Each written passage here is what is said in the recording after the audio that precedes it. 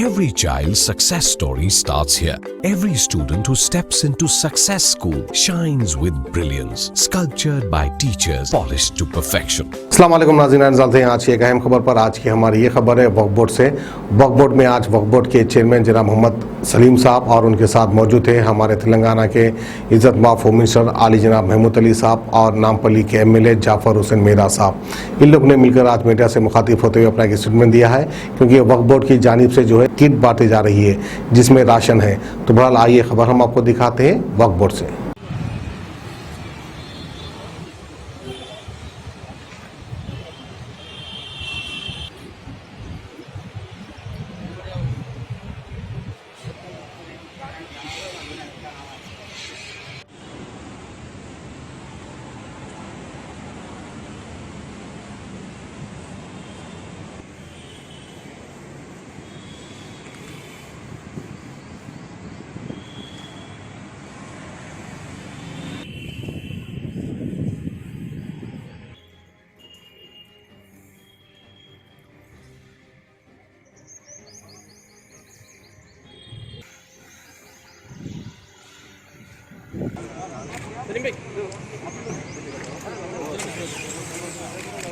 इधर इधर एक सेकंड जाफर भाई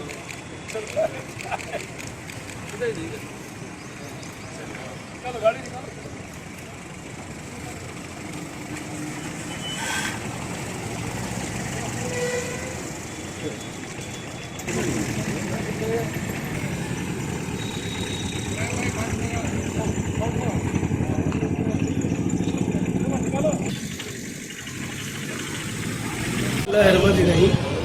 आज ये गए साल भी हम लोग लॉकडाउन में जो है ना 3000 किट हम लोग जो है ना 2500 किट दिए थे हम लोग। इससे पहले भी 20 लाख का राशन हम लोग वक्फ बोर्ड के तहत दिए थे। उसी तरीके से आज भी जो है ना रमज़ान गिफ्ट बोल के जो है 10 किलो चावल, 5 किलो आटा आशीर्वाद का और 1 किलो शक्कर, 1 किलो तेल डोलडा का। तो ये जो है ना बिल्कुल गरीब लोगों के लिए, गरीब आवाम के लिए जो है ना तो सलम एरियो में वहाँ जहाँ जहाँ भी लोग परेशान हैं वहाँ पर हर MLA के थ्रू जो है 100 किट जो है ना दिए हैं, क्योंकि 2500 किट है ये। और 2500 किट जो है ना आज एरियो में जो है ना 200 किट भी दे रहे हैं हम, क्योंकि वहाँ सलम ज़्यादा रहने से।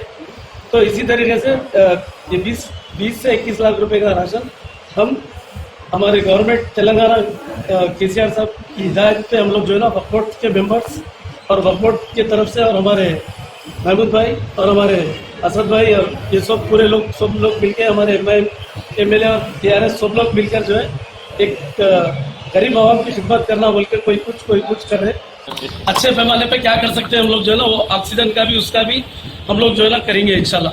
बोर्ड में बात मीटिंग करके आप गैस सिलेंडर देते बच्चे।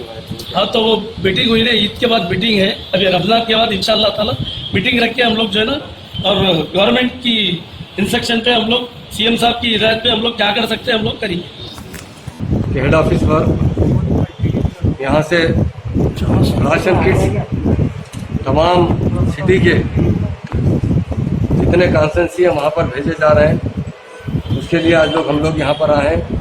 मैं ख़ासतौर से वक्फ बोर्ड के चेयरमैन साहब और उनके मेंबरान का शुक्रिया अदा करता हूँ कि पिछले साल की तरह इस मरतबा भी रमज़ान में उन्होंने रमज़ान गिफ्ट बनाकर सप्लाई कर रहे हैं। और ख़ासतौर से कोविड के अंदर तो हमारे मुकामी MLA साहब जाफर हुसैन साहब और बशीराबाद के MLA गोपाल साहब, कारवान के MLA कौसर मोहिउद्दीन साहब, हमारे मेंबर साहब आगा साहब और बहुत से हमारे यहाँ पर लोग हैं, CO साहब वक्फ बोर्ड के और दीगर हजरात। हुकूमत की तरफ से मुकम्मल कोशिश की जा रही है कि इस कोरोना में, इस कोविड में किस तरह काबू पाया जा सके। मैं तमाम आवाम से गुजारिश करता हूँ कि वैक्सीन लिया जाए। वैक्सीन की बड़ी अहमियत है। जब तक हम मुकम्मल वैक्सीन नहीं लेंगे इस पर हम कंट्रोल नहीं कर सकते। वैक्सीन लेना एक पहला फ़र्ज़ बनता है। सभी लोगों से गुजारिश है। और अभी जिस तरह जाफर हुसैन साहब भी कहे कि एहतियात की बहुत सख्त ज़रूरत है। आप कोरोना आने पर मैं बहुत से लोग हैं जो है घर पर रहकर क्रिटिकल होने के बाद दवाखाने में जा रहे हैं। अगर किसी को कोरोना के आसार नज़र आते तो फ़ौरन टेस्ट करवा लीजिए और शुरू से इलाज करेंगे तो बहुत जल्दी फ़ायदा हो सकता है। चूँकि मैं खुद भी फेस कर चुका हूँ, इब्तदाई वक्त से अगर इलाज किया जाए तो बहुत आसानी से कंट्रोल में आते हैं।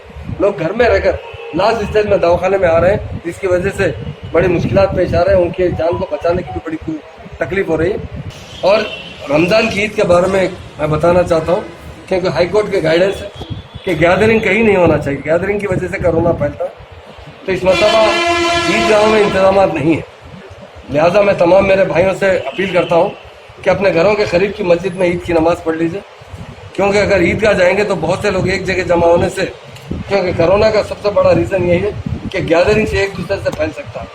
ईदगाह है, ईदगाहों में इंतजाम नहीं किए जा रहे हैं, अपने घर के मस्जिदों में, करीब की मस्जिदों में नमाज़ पढ़िए, मगर नमाज चूँकि तादाद ज़्यादा होने की वजह से आप डिस्टेंस भी मेंटेन कर रहे हैं। 2 बार हो सकता है, अगर सुबह 7 बजे या 8 बजे 9 बजे जैसा भी 2-3 बार भी हो सकता है, अलग-अलग जमातें बनाते ईद की नमाज़ पढ़ सकते हैं। मैं तमाम मेरे भाइयों से गुजारिश करता हूँ, हमारे उलमाओं से भी गुजारिश करता हूँ, और हमारे असद भाई से भी मेरी बात हो चुकी है, वो भी इसी पर राजी है कि इस मरतबा कोविड-19 की वजह से लोग अगर घरों में नमाज़ पढ़ें और अपने लोकल मस्जिदों में 1 बार 2 बार में नमाज़ पढ़ लेंगे तो बेहतर है। तो मैं तमाम लोगों से मेरी गुजारिश है कि इस कोविड-19 को ख़त्म करने के लिए सिर्फ आपके हाथ में है कोविड, ये कोरोना आपके हाथ में, आप जितना एहतियात करेंगे उसे कंट्रोल कर सकते हैं। मैं तमाम से अदबन गुजारिश करता हूँ कि कोरोना को जितना जल्द, क्योंकि इससे इकानमी हमारी भी ख़त्म हो रही है, हुकूमत की भी इकानमी ख़त्म हो जाएगी, हुकूमत के पास भी कोई टैक्सेस नहीं आ रहे, किस तरह अरेंजमेंट कर सकेंगे। तो इसलिए मैं तमाम लोगों से गुजारिश है, जितना हो सके इसका एहतियात कीजिए और डिस्टेंस मेंटेन कीजिए, और कोरोना को रोकने के लिए जो बताए जा रहे हैं इक़दाम उससे लेते हुए कोरोना से एहतियात बचने के लिए जो एहतियात ज़रूरी है वो एहतियात करें, यही मेरी आपसे गुजारिश है। हम लोग सलीम बोर्ड में मौजूद है, वक्फ बोर्ड की हेड ऑफिस के अंदर। आज हमारा मेन आने का मकसद यहाँ पर ये है कि वक्फ बोर्ड की जानिब से पिछले साल भी कुछ राशन की इमदाद की गई थी गरीब आवाम के बीच, गरीब आवाम के लिए। उसी तरह इस साल भी वक्फ बोर्ड की जानिब से 20 लाख रुपए का राशन दिया जा रहा है। करीब 2,500 किट राशन की यहाँ पर तकसीम अमल में आ रही है, जिसका 21 लाख, जिसके इनाग्रेशन के लिए ऑनरेबल होम मिनिस्टर जनाब महमूद अली साहब, चेयरमैन वक्फ बोर्ड सलीम साहब, हमारे मुशीराबाद MLA और हमारे कारवान MLA और वक्फ बोर्ड के मेंबर्स तमाम यहाँ पर मौजूद है। इनकी निगरानी के अंदर आज ये इनाग्रेशन हुआ है, इफ्तिताह हुआ है। इंशाअल्लाह ताला हमारी एक ही ख्वाहिश रहेंगे, मजलिस इत्तेहादुल मुस्लिमीन के जानिब से बैरिस्टर साहब की सदारत साहब की क़यादत के अंदर ये जो हम राशन तकसीम कर रहे हैं, ये राशन मुस्तहिक़ लोगों में पहुंचना चाहिए, क्योंकि ये कोविड-19 की तरफ से आज आवाम बहुत परेशान है। बेशक तेलंगाना के अंदर कोई लॉकडाउन नहीं हुआ, काबिल मुबारकबाद है तेलंगाना गवर्नमेंट जो लॉकडाउन नहीं करी है।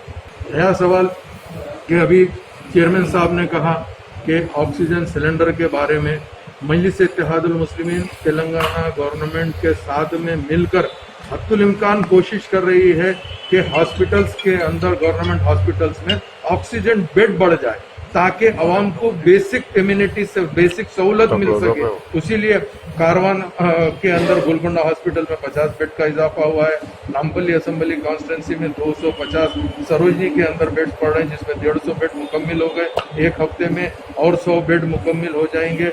उसी तरह निम्स में भी आ रहा है, और गांधी हॉस्पिटल में, किंगकोटी हॉस्पिटल में, और तमाम एरिया के अंदर जहाँ जहाँ पे भी सहूलतें हैं वहाँ पर अगर बेड हो जाएगी तो ये जो ऑक्सीजन लोग लेने के लिए फिर रहे हैं इनको शायद दुश्वारी नहीं होंगी। तो मैं आवाम से दरख्वास्त करना चाहता हूँ, अगर फ़र्ज़ करे किसी वजह से आपको ऐसे सिम्टम्स दिख रहे हैं, चाहे बुखार हो या पूरा जिस्म में दर्द हो या सर में दर्द हो, इमीडिएट आप कोई डॉक्टर से रुजू होइए, हॉस्पिटल से रुजू होइए। घर के अंदर जो इलाज कराने के लिए ऑक्सीजन पे आगे तक इंतज़ार कर रहे हैं उसका इंतज़ार मत करिए। अगर आइसोलेशन की आपको घर पे ज़रूरत है तो डॉक्टर एडवाइस करेंगे कि आप घर पे आइसोलेशन से रहिए। अगर आपको ये ज़रूरत है कि ऑक्सीजन की ज़रूरत है तो फौरी कोई ना कोई गवर्नमेंट हॉस्पिटल में, लोग समझ रहे हैं कि गवर्नमेंट हॉस्पिटल में ठीक इलाज नहीं हो रहा है, मैं तो कहूँगा कि अगर आप फ़र्ज़ करिए कोई हॉस्पिटल को अगर रुजू हो जाएंगे, कम से कम अपने घर के फैमिली मेम्बर से दूर होकर आप आइसोलेशन में रहेंगे तो उन लोग तो सेफ रहेंगे। यही मेरी दरख्वास्त है ऐसे पे मौके पे। और ईद के टाइम पे अल्हम्दुलिल्लाह आने वाले 2-4 दिन के बाद में ईद है, इंशाअल्लाह ताला जो भी गाइडलाइंस हुकूमत देंगे हम उसको ज़रूर फॉलो करेंगे। बहुत बहुत शुक्रिया।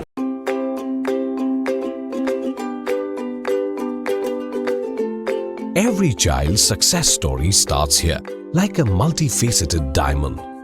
Every student who steps into Success School shines with brilliance, sculptured by teachers polished to perfection. If opportunity does not knock, I will build a door. To us, success comes in cans, not in can'ts. Success is falling 9 times, getting up 10. Some people dream of success, others put their heart and soul into working for it.